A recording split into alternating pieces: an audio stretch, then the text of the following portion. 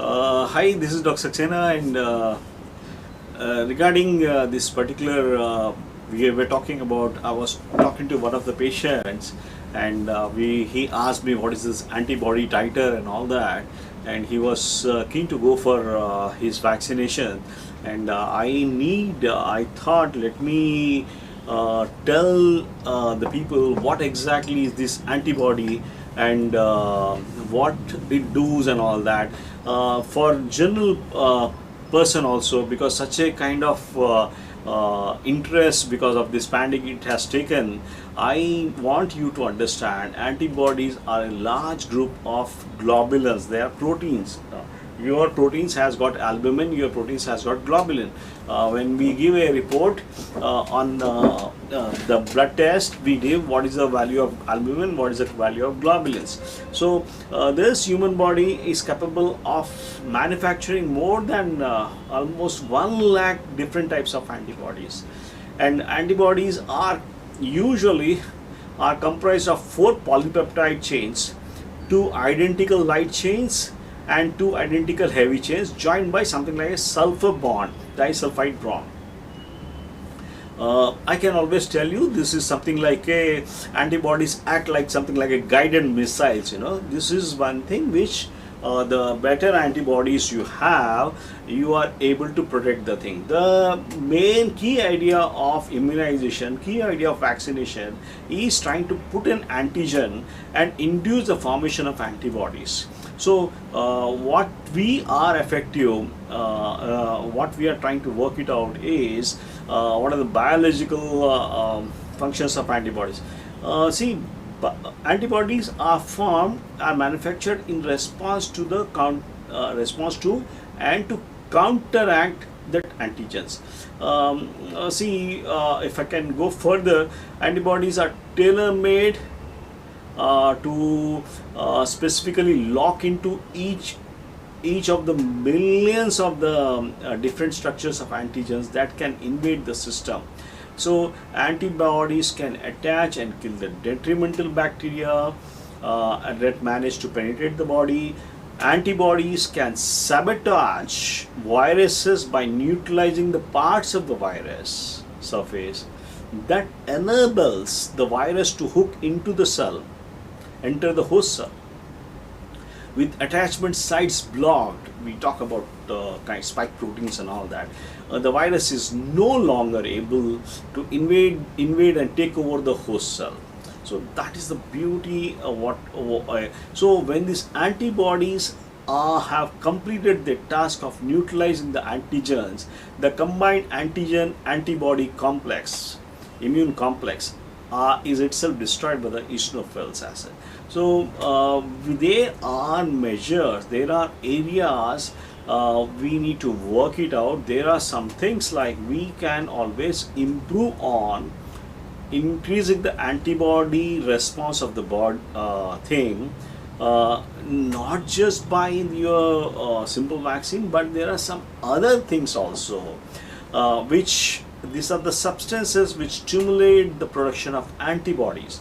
What are these substances? It can start with amino acids. Amino acids, there are a particular set of amino acids which can be tryptophan, serine, you have got lysine, which stimulates the production of many antibodies. I have told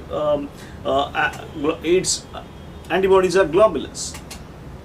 Antibodies are globulins. So we are improving this by increasing the amino acids. There are some things, hormones, which help in increasing the production of antibodies. There are usually DHEA, human growth hormone, as well as melatonin and thyroid hormones. These are the things, hormones, which stimulate the production of antibodies. So the person who is not sleeping properly, who has less amount of melatonin, is not producing good antibodies. The person who had thyroid issues, his thyroid is not working to the optimal level, he has got something like hypothyroidism and stuff. It is not, this thyroid is not stimulating the production of hormone. human growth hormone, we usually have seen that children doesn't get into problems because they have abundant human growth hormone. Their growth that makes the kind of thing.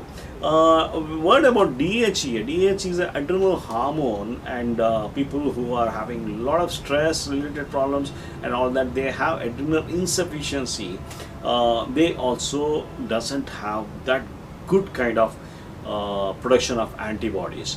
There are other areas by which hormones, this antibodies production can be raised, which can be simple things like minerals, selenium, sulfur, and zinc increases the production of antibodies. In fact, they stimulate the body's production of antibodies. Apart from that, you have got something like probiotics, which is Bifidobacter or Streptococcus thermophilus, which increase the production of antibodies. These are all the beneficial bacteria. We call it as a, if you are having a good microbiome, your intestinal intestines is having a good amount of beneficial bacteria, then you get into this is the beauty. You get something good bacteria always stimulates the production of antibodies, and we need to create a balance between good bacteria and the people who doesn't have good beneficial bacteria. They are also having a problems during the kind of thing. The best or the other simplest thing which I keep talking about is about the spices, which is called curcumin. Curcumin increases the production of antibodies. It has been proved tremendously, and I had most of my patients, usually I kept them on something like coenzyme Q10 for some various reasons, for some heart, for cancer patients and all of them. This coenzyme Q10 itself can double the production of antibodies. Whey protein, there is something called dimethylglycine. You have got vitamins, B vitamins, usually basics, vitamin C, vitamin E, vitamin A. These are all, it increases the effectiveness of the cells that produce the antibodies. So you have got a host of things by which you can improve the production of antibodies. The thing is, I can't emphasize much on green foods, particularly spirulina, increases the production of antibodies. You have got royal jelly, which increases that. You have got a colostrum, which increases the production. You have got yogurt, which causes a even ginseng. I think there is a thing called cabbage. Cabbage contains some chemicals that stimulate the production of antibodies. So there is a whole lot of things which you need to add yourself, and when you increase your antibody formation, and you are definitely in for a this particular stuff, your body can always adapt, or your body can always take the challenge of antigenic stimulation and all that. So I believe all these things are one of the good ways, and we don't have it's a kind of thing when what happens is that when you are down with a fever and all that, and you have got something like cortisol, cortisone is given to reduce that body. So cortisone itself, this is a corticosteroids itself, reduces the body's production of antibodies. There are allergies. Usually people having allergies cause the production of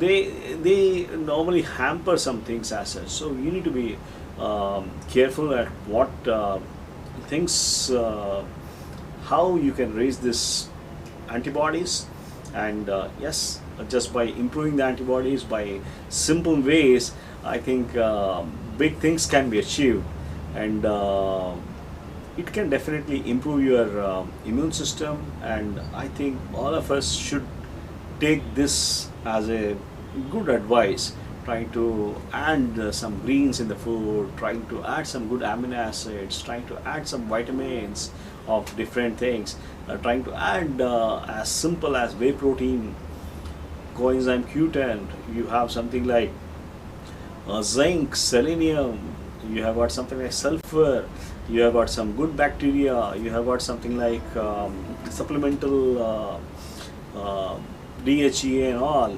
So these are all the things which is going to help you to combat the kind. If we have got good antibodies formation, you are better prepared to take up any challenge of any kind of infection, and this is pure integrative medicine. Thank you.